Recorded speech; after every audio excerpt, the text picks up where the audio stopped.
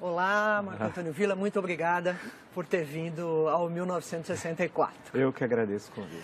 Villa, o seu livro, que tem um nome comprido, Ditadura Brasileira, 1964-1985, a democracia golpeada à esquerda e à direita. Decorei! Está criando partido, não está apostando no golpe. Não, criando grupo, mas um partido revolucionário, por forte influência cubana, com base nos soldados, cabos, marinheiros e sargentos das Forças Armadas e com o intuito golpista estatal. E aí a influência nefasta, a Revolução Cubana fez um mal danado à América Latina, ao Brasil em particular, que era desprezar a política e apostar na solução armada, e solução armada não há política. Então você tinha o Brizola, tinha o Jango com sua proposta de golpe, tentou várias vezes, né? Inclusive impondo o Estado, tentando impor o Estado de sítio em 63. Não conseguiu, teve de retirar a medida. Depois tinha sua proposta de golpe. Tinha a Ligas Camponesas e o Movimento Revolucionário Tiradentes, que era seu braço armado, que em 62 foram descobertos, a imprensa toda noticiou, 7 campos de treinamento guerrilheiro do Julião com dinheiro cubano. E sabe o que é dinheiro cubano? Porque caiu um avião, foi aberta a mala diplomática e lá tinha as provas dessa ligação. O PCdoB manda, em março de 64, o primeiro grupo guerrilheiro treinar na China, né? O PCB também apostava no golpe, na velha tradição de 1935. Isso só para falar, eu citei mais de 10, entre direita e esquerda, aqueles que naquela conjuntura apostavam numa solução de força tal. Por isso que a democracia ela era golpeada à direita e golpeada à esquerda. Claro que haviam aqueles, muito poucos, e que não conseguiram buscar uma saída negociada. Um deles, um célebre deputado federal do PTB, Francisco Santiago Dantas, que buscava uma solução reformista e articulada. Mas ele estava muito doente e acabou falecendo em agosto mesmo de 64.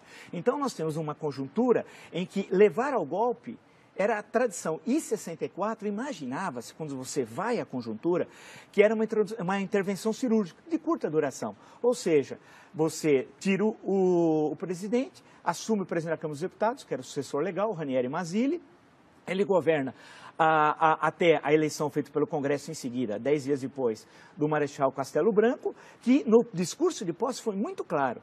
Disse, o meu mandato termina a 31 de janeiro de 66, que era quando, o mandato era de 5 anos, quando começou o mandato de Jânio, 31 de janeiro de 61, 31 de janeiro de 66, e garantiu as eleições de outubro de 65.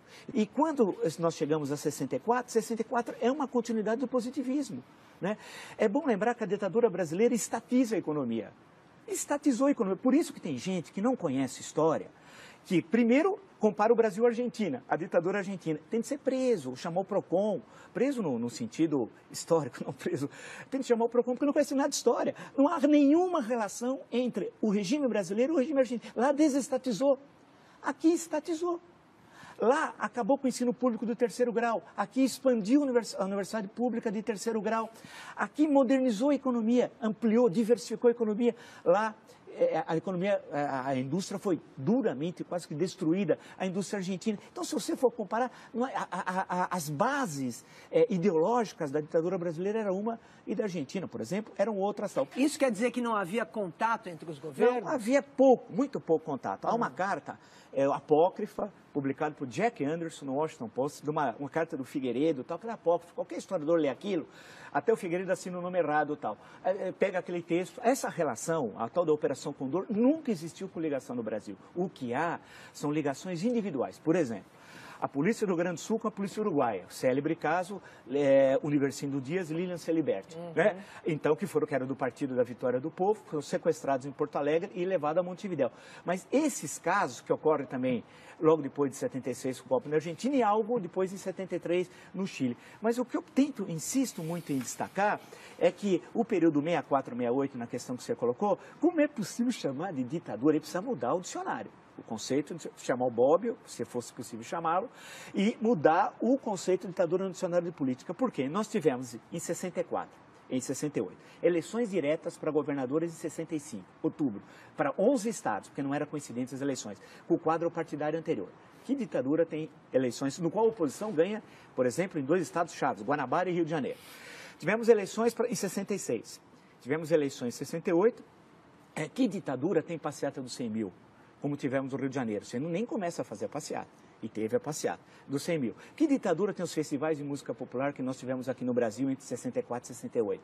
Que ditadura tem o movimento artístico, o teatro, por exemplo, que nós tivemos no período teatro de contestação? A interpretação mais comum, vamos dizer, a respeito desses assuntos de outros historiadores que passaram por aqui, é que, por exemplo, em relação à vida cultural, ela foi formada durante o período anterior à ditadura e ela se espalhou ali a despeito do general-presidente.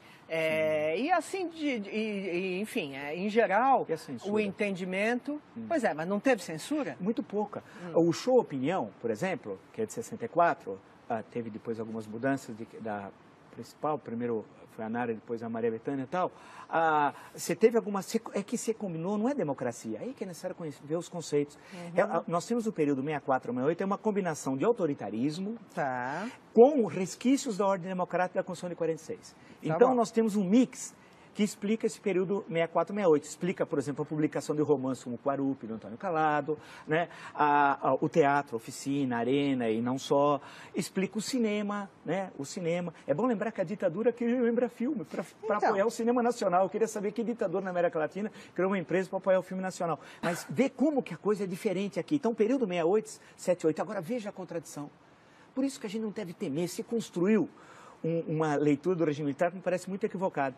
Se o AI-5, como é sabido, vigorou de 13 de dezembro de 68 a 31 de dezembro de 78, em 74, nós tivemos uma eleição relativamente livre para o Senado. O Brasil tinha 22 estados. O MDB, a oposição, ganhou em 16, perdeu em 6. Na verdade, perdeu em 5, e no Maranhão era candidato único da Arena. Né? E o que aconteceu? Quem assistiu, se tem alguns vídeos, o regime militar que criou o horário político gratuito. A versão do regime militar não havia, que era para igualar a Arena e MDB. Quem lembra o Orestes Quercia, candidato aqui em 74, explicando a concentração de salários, fazendo um gráfico com dados do Diese, né, do Barelli, e mostrando Teve alguma ditadura que teve eleição? Teve eleição na Argentina, no Chile? Claro que não. Agora, o que tinha? Tinha cassação, claro. Em seguida, o que acontece? Você tem parlamentares, já eleitos em 74, numa vitória histórica, algumas eleições do Lisânias Maciel. É que a grande questão é que há uma leitura que hoje é fundamentalmente ideológica, com a carga ideológica do presente, sobre o período de falar ditadura 79. Por quê? 1º de janeiro. Restabelecida imunidade parlamentar. Quem chama de ditadura não sabe nada de política, de história. Você imagina ter imunidade parlamentar no dia 1º de janeiro, você não pode caçar mais ninguém. 8 meses depois, em agosto, é anistia. E todos foram libertados. Alguns não foram, mas foram logo depois. Todos. E saíram, tinham cerca de, eu tenho um número no livro, são 70, 80. É bom lembrar que no Estado Novo tinha 10 vezes mais, quando veio a anistia em 45. Aí, eleição de 82, chamada de ditadura, eleições que você tem 5 partidos, um dos quais se proclamava socialista, o Partido dos Trabalhadores. E com a vitória da oposição em São Paulo, Franco Montoro, Minas, Tancredo Neves, Rio, Leão Brizola, não só a vitória, mas a posse. Então, chamar o período 79 a 85 e em 84, especialmente entre janeiro e abril, a campanha das diretas. Quer dizer... Mas não isso já era o fim da ditadura. Mas não é mais ditadura. Tá bom. Okay. Porque não existe ditadura com liberdade, com comício, com 1,5 milhão nas ruas. Não há na história do mundo. Tá. Nem na ditadura romana, que tinha outro caráter. Escuta, Vila, você mencionou, enquanto você estava na sua última resposta, sim, que há uma leitura ideológica do período. Sim. De quem é esta leitura e por que ela lê do jeito que lê? Na sua opinião? Olha, e daí que eu acabo diferindo de muitos. Quando vem a anistia, retorna ao Brasil, acaba com o banimento, vem os caçados, exilados, perseguidos, etc. E os que estavam aqui voltam a ter vida legal e tal, né? Por isso que não pode chamar de... Eu vi o Gregório Bezerra, um dos vítimas logo em abril de 64, que a gente podia lembrar, Recife, falando aqui no Largo São Francisco. Isso devia ser setembro, por ali, outubro, não sei, de 79 e tal. Fui ouvi-lo porque era um mito para todos nós naquela época e tal. Então, a grande questão e essa é uma construção que eu ouço falar sistemática, que está no livro didático, que já ficou vitoriosa, de que a luta armada levou à democracia. Isso é uma falácia. Eu faço questão, porque eu escrevi vários artigos, isso está no meu livro também, porque nenhum grupo de luta armada defendia a democracia. Não há uma vez a palavra democracia. Se você pegar o livro Imagens da Revolução, do Daniel Arão e do Jair Ferreira de Sá, lá tem quase todos os documentos, você procura, você não acha um que tenha a palavra democracia. Nenhum documento. Todos queriam ditadura do proletariado. A divergência seria cubana, algumas vezes de viés soviético, parte desses grupos não tinham muita proximidade com a União Soviética, ou chinesa, se nós veríamos então o Brasil com os olhos puxados. Essa era a divergência tal. Democracia nenhum. E todos, a ação que eles tiveram aumentou a repressão. Estimularam ações dos porões e tal. A construção, a luta pela democracia não foi feita por esses que se dizem vencedores. Esses são os derrotados. Os vencedores foram os parlamentares do MDB, que ninguém fala. A luta heróica de vereadores, deputados estaduais, federais, senadores. E eu no meu livro resgato 2 só. Lisanas Maciel, que foi um brilhante deputado federal pelo Rio de Janeiro, e a figura de Paulo Brossard. A coragem desse, citei 2 como exemplo, que nós tínhamos muitos tal. Quantos não foram? Eu queria alguém ter coragem, em 1970, no interior aqui de São Paulo, abrir um diretório do MDB. O padre na missa ia falar, não se misture com aquele homem perigoso que abriu o diretório do MDB e tal. Então, esse é o MDB. O papel da Igreja Católica fundamental, e no caso de São Paulo, a figura épica de Dom Paulo Evaristo Arnes, do movimento estudantil, do movimento sindical, dos intelectuais, jornalistas, artistas, da dona Terezinha Zerbini, que abriu aqui o movimento feminino pela anistia. Todos esses estavam falando em quê? Democracia, respeito ao voto. Os grupos de luta armada desprezaram. Eu faço questão, no meu livro cito, leiam, entram no Google, Mini Manual do Guerrilheiro Urbano, leiam. Aquilo é democracia, aquilo é barbárie, aquilo é barbárie pura, é ensinar como matar as pessoas. Né? Agora, significa que devia ser reprimido o autor Carlos Marighella da forma como morreu aqui na Alemanha da Casa Branca? Evidente que não, evidente que não. Porque essa é a jogada. Ao você fazer a crítica à luta armada, esses que estão do lado de cá falam, quer dizer que você é a favor da tortura? Não. Os que veem o mundo assim, sem outros matizes, é que construíram essa versão falaciosa da história. Né? E eu insisto em mostrar que eles não defendiam a democracia. É uma farsa, nenhuma ação. Ao contrário, quando teve a passeata dos 100 mil no Rio, no mesmo dia, aqui em São Paulo teve o atentado ao 2º Exército, onde morre um menino que estava lá prestando serviço militar, que podia ser eu, por exemplo, né, que tivesse, vamos dizer, prestando serviço militar, jogaram um carro-bomba. Ou o Orlando Lovec, que foi pegar um visto aqui no consulado americano, na época no Cônjuge Nacional, que era um jovem, queria aprender inglês nos Estados Unidos, está andando, explode uma bomba no consulado, ele perde a perna. Ele passou anos para receber uma indenização de um salário mínimo. E quem colocou a bomba recebe 4 salários mínimos de indenização.